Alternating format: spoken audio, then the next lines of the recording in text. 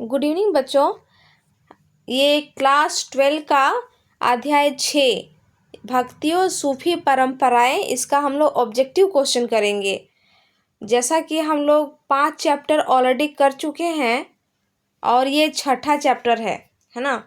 अभी हम लोग इस चैप्टर को क्लास में शुरुआत किए हैं, लेकिन क्वेश्चन इसका देख लेते हैं, फिर हम लोग आराम से इसको डिस्कस करेंगे क्योंकि आप लोग का रियल टेस्ट भी होने वाला है। तो इस दृष्टि से भी आप लोग इसको देख लीजिए और कोशिश करिए कि वीडियो सभी को देखिए, है ना। ये आपके एग्जाम पॉइंट ऑफ व्यू से बहुत बहुत इम्पोर्टेंट है। चलिए शुरू करते हैं।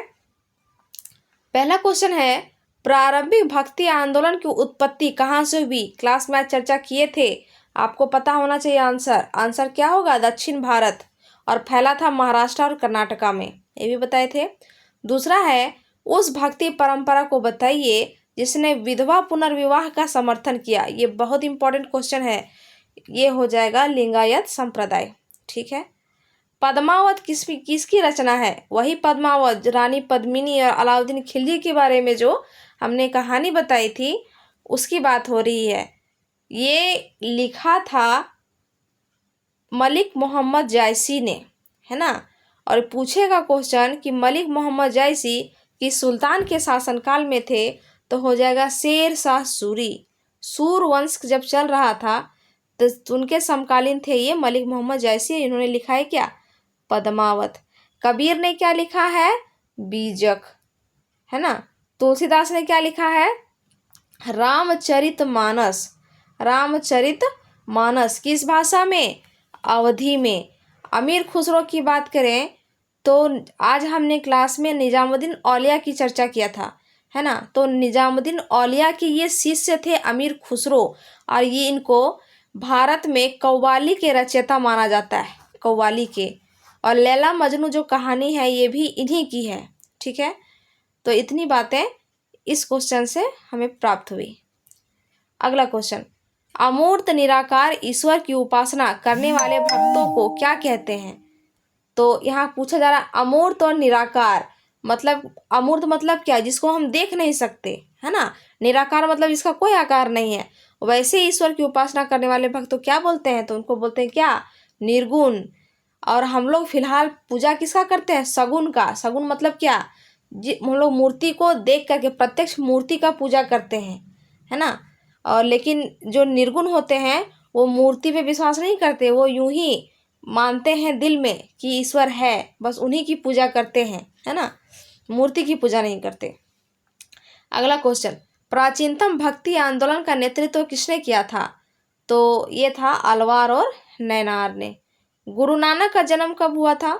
तो 1469 ईस्वी में हुआ था। ये ए नंबर का ऑप्शन होगा, 1469 ईस्वी में, और तलवंडी में, है ना।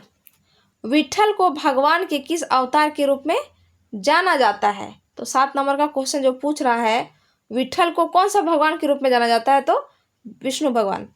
अलवारो द्वारा रचित प्रमुख संकलन कौन सा था? तो ये था ए नंबर, नलियेरा दिव्य प्रबंधम। नलियेरा दिव्य प्रबंधम। पीर का अर्थ क्या होता है? पीर का अर्थ होता है गुरु, और मुरीद का अर्थ होता है क्या? शिष्य। गैर मुसलमानों को कौन सा धार्मिक कर देना पड़ता था? गैर मुसलमान जो मुस्लिम नहीं थे, बाकी मुस्लिम को छोड़ करके जितने भी धर्म के लोग थे उनको एक टैक्स देना पड़ता था, जिसको बोलते थे जजिया। जकात होता था जो मुसलमानों से लिया जाता था। खराज होता था जो भूमि से रिलेटेड टैक्स था। खुम्स होता था जो लूट का धन होता था। ठीक है। शेख मोइनुद्दीन चिश्ती की दरगाह कहाँ है? सब जानते हैं कहाँ है मोइनुद्दीन चिश्ती की दरगाह? अजमेर में है ना, अजमेर में। ऑप्शन डी इसका सही आंसर होगा। अगला क्वेश्चन, शेख निजामुद्दीन औलिया का दरगाह कहाँ है? तो इनका है दिल्ली में, क्योंकि ये दिल्ली में डेथ हुआ था। जीएसटी के मरने के बाद इनका निधन हो गया था।